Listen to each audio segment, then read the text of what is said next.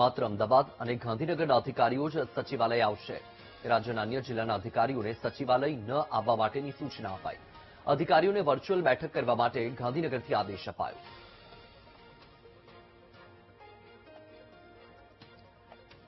આ મુદ્દે વધુ માહિતી આપી રહ્યા છે સંવાદદાતા મેહુલ દેસાઈ. મેહુલ, હવે માત્ર અમદાવાદ અને ગાંધીનગરના જ અધિકારીઓએ સચિવાલય આવવાનું રહેશે, અન્ય અધિકારીઓ ઓનલાઈન જોડાવાનું રહેશે, આદેશ કરવામાં આવ્યો છે. શું માહિતી?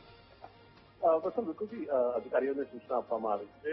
જે બહારના જિલ્લાઓમાંથી જે ગાંધીનગર સચિવાલય અધિકારીઓ આવતા હોય છે તેમને હાલ પૂરતું આ પ્રવાસ છે તે ટાળવા માટેની સૂચના આપવામાં આવી છે. જરૂર પડે વર્ચ્યુઅલ બેઠક કરવાની પણ સૂચના જે અપાઈ છે. ગાંધીનગરમાં અન્ય જિલ્લામાંથી કલેક્ટરો અને અન્ય અધિકારીઓ છે જે તે વિભાગના કામોને લઈને આવતા હોય છે. તો જો બિલકુલ જરૂરી ના હોય ત્યાં સુધી આ કામો જે છે તે જિલ્લા કક્ષાએ બતાવવા અને વર્ચ્યુઅલી પૂર્ણ કરવા માટેની સૂચના આપવામાં આવી છે.